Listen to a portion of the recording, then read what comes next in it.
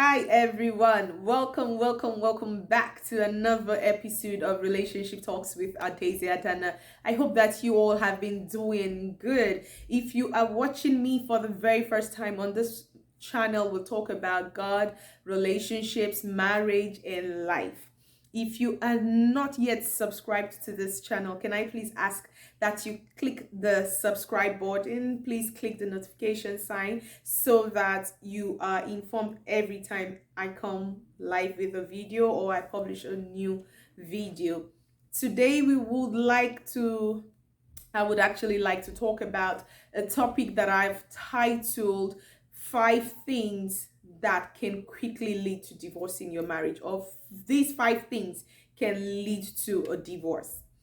Now, everyone goes into, I don't think that there is anyone who goes into marriage and goes into it with a plan for it to fail.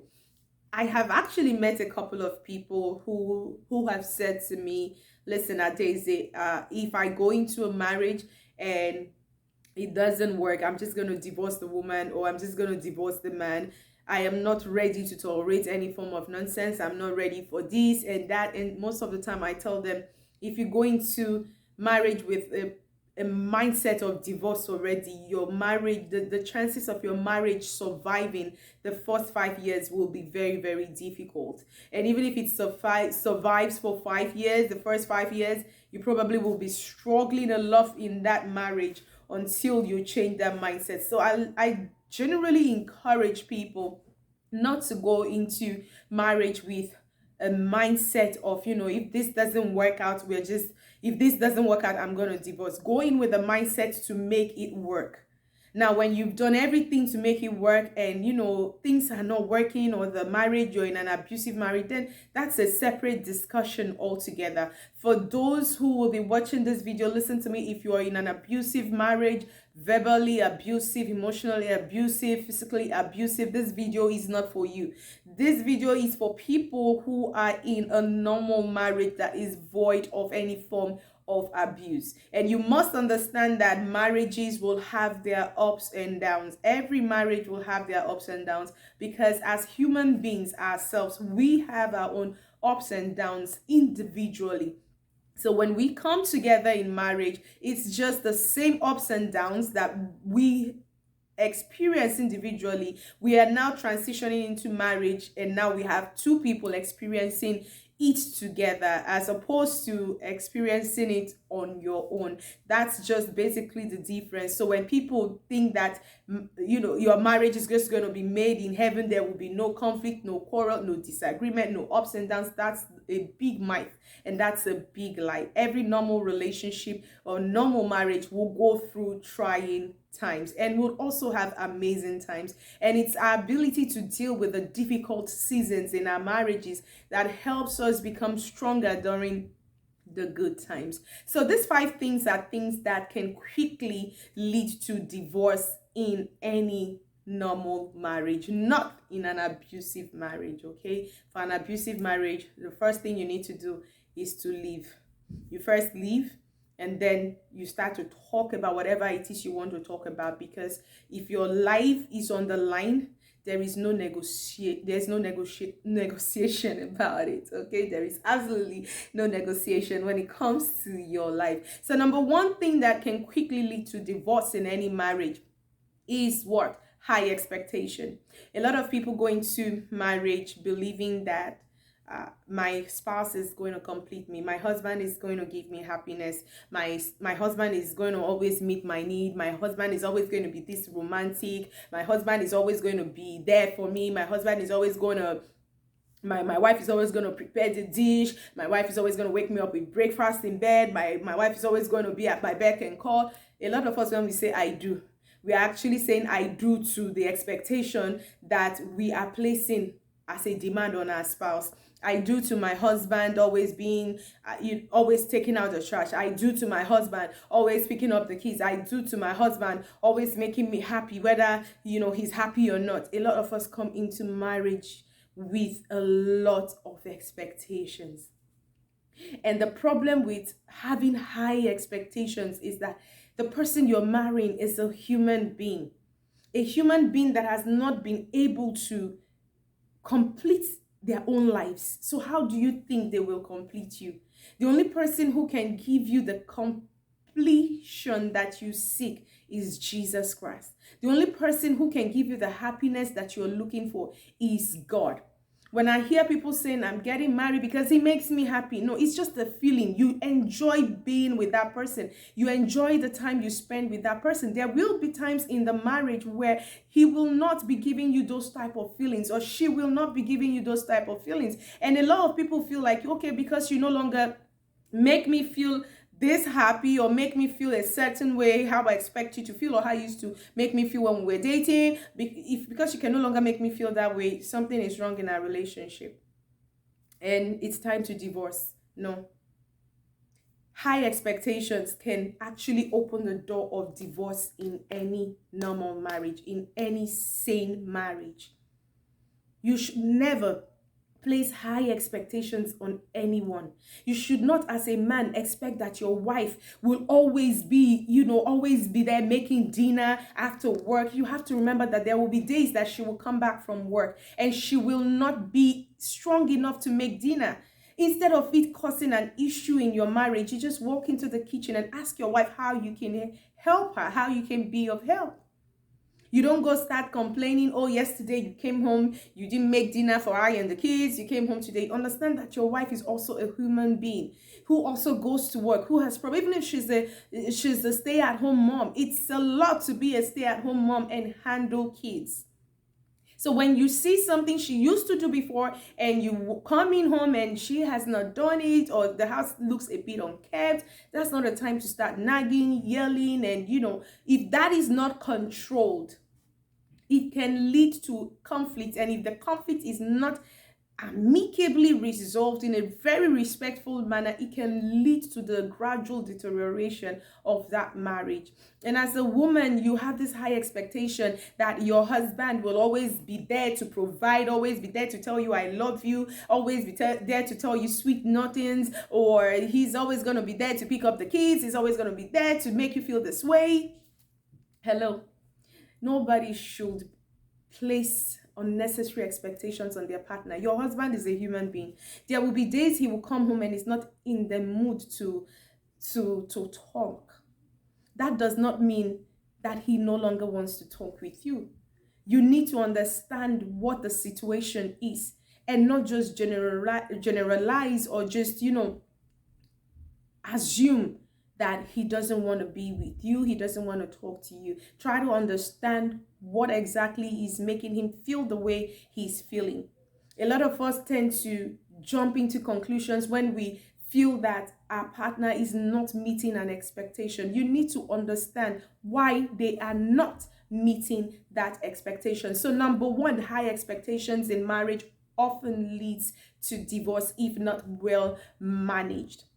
The second thing that leads to divorce, if not well managed, is lack of sexual intimacy. A lot of couples tend to get into a rut when they get married. Children come, work schedules, and we get so busy that we no longer have intimate moments. What we have are just what I would call, how do I put it? What a lot of couples share is just your bedroom responsibility. You see it as just a bedroom responsibility. Let me just do this. For those who still manage to do it, you don't see it as a time to sexually bond with your husband or with your wife. You see it as a routine practice, as something you just need to do to get going so that the other person will not complain. A lack of sexual intimacy opens the door to infidelity, opens the door to a lot of things, opens the door to bitterness, to resentment, you name it. When couples cannot bond intimately, sexually, they will have difficulty bonding in communication. If both of you cannot be intimate, you know what it means to be intimate? It's not, when we talk about sexual intimacy, it's not just the act. It's actually connecting your spirits, connecting your mind, being immersed in that moment, being immersed in giving your partner pleasure. You are immersed in giving your husband pleasure. Your husband is immersed in giving you pleasure. It's not that the husband is doing it so he can get a satisfaction, or the woman is doing it so she can get steam off her head. Both of you are being intimate, sexually intimate, because you want to please each other in the room. Both of you want to please each other sexually. A lack of this type of deep sexual intimacy can quickly lead to divorce in marriage, because the partner who is not feeling connected will, one way or the other, get that connection from someone else. And when they get that connection from someone else, just that act, that intimate moment they get with whoever it is that they are having it with, will rob you and your marriage of their presence, of their whole self in that marriage. You will not feel them anymore in that marriage. They will just be marking attendance in that marriage. They will be like your tenant or your co-tenant. They will not be, you guys cannot be one, because he has joined himself to somebody else, or because she has joined herself to somebody else. So there's just no way you guys can actually be one. And when you are not one, that means people are not aligned. That means people are not doing things together. So there is just no way that marriage will be sustained. So the second thing that can quickly lead to divorce is lack of sexual intimacy. Okay, lack of sexual intimacy. Number one, I said, is what? Number one, I said, is high expectations. Number two, lack of sexual intimacy. Number three, lack of communication. I cannot overemphasize this, guys. I cannot overemphasize communication in marriage. A lot of problems in marriage can be avoided or can be easily resolved if there is a healthy communication between the husband and between the wife. A lot of us are talking, but a lot of us are not communicating. When I say we are just talking to each other in the marriage, the bill, have you been able to pay? Hey babe, have you paid the bill have you paid the light bill? Have you paid insurance? Have you paid for the children's crèche? Have you done this? It's just all about paying bills, running the company. It's just about everything else apart from you and your husband, how you both are doing. The communication is no longer about you guys. The communication is not about what you guys are dealing with, how you guys can make each other better, how you can come into the life of that person. You both of you don't sit down anymore to check on yourselves. How was your day? What happened in your day that wasn't so exciting, or what happened during your day that was that exciting? You guys don't even gist as friends. You don't communicate about yourselves. It's just about work, bills, children, mundane talk. Just nothing emotional, nothing that will connect both of you. So a lot of people, you ask them, oh, we are talking, we talk, but you guys are not communicating. You guys are not intimate. You guys don't have intimate discussions. And you can be rest assured that if your husband or your wife is not talking to you or communicating with you, they are communicating with someone else most of the time. So if you're someone who treasures your marriage, you want to work on the communication between yourself and your spouse, because a lack of communication can kill a marriage. It can lead to divorce like this, like so fast, because you guys are not talking about each other. So you don't even know what is happening in the lives of you guys don't know what is happening in the lives of each other. So what you want to do is to do what you want to make sure that you build a healthy communication between yourself and your spouse, so that both of you do not head towards divorce. Number 4, resentment. And resentment comes from anger, residual anger. A lot of us, things happen to us in our relationships. It boils down back to number 3. We don't communicate with our spouse. Instead of communicating with our spouse how they've made us feel, we don't talk about it. We keep it on our inside, and gradually we start building resentment. And the danger of resentment growing in your spirit is that it begins to make you a bitter person, and you begin to hate your spouse. You will no longer feel love, because once your heart is super saturated with hatred, how is love going to exist in a heart that is filled with hate? It's just like you pouring bitter water into a sweet bowl. It will corrupt everything. So resentment is actually from unresolved issues. If you believe that you have something that your spouse did to you that you don't like, or something he's doing maybe in your intimate life, or he's not maybe touching your body the way you expect him to touch your body. I know a lot of women who come to me and say, my husband is not giving me sexual pleasure at home, he's not fulfilling me, in terms of sexual intimacy. I'm not a fulfilled woman. And you ask them, have you told him? Yes, I've told him, but he just doesn't know how to do it. Doesn't know. Have you tried to teach him? Oh, if I try to teach him now, he will say, where am I learning it from? That means there's already a problem. There's a problem with communication with that spouse. You should be able to tell your spouse how you want him to make you feel in bed, or how you want her to make you feel in bed. In every area of your life, you should be able to talk to your spouse. If she has upset you, you need to communicate to her. Please do it respectfully, because as much as men love respect, women love respect. Everybody wants to be respected. Even little kids want to be respected. So your manner of approach matters a lot when you are communicating with your spouse. You want to communicate with that person in a way that demonstrates to that person that you love them and you want them to be better. You're not communicating from a place of hate, a place of anger, a place of, like disdainfully talking down at that person. Most people will resist you when you do things like that, be they male or female. They will resist you. So you really want to work on how you communicate, whatever it is that you believe that your spouse has done to you. You want to work on how you communicate with that person, but please make sure you communicate with that person. Tell that person, this is how you're making me feel. This is something you've done that has hurt me. If you don't do that and you keep harboring that pain in your heart, gradually you will start resenting your spouse, or you feel your spouse is not making some right decisions about the finances in your home, which is going to lead me to the number 5 reason why that number 5 is it reason the number 5, whatever it is that is number 5, that will lead you to divorce. The 5th thing that can lead you to a divorce easily: financial disagreement. A lot of couples struggle with finances, and based off of number 4, that's why I'm coming to number 5. If you feel that your spouse is not managing finances properly, you need to communicate to your spouse. A lot of people go their separate ways because of financial mismanagement in their marriage.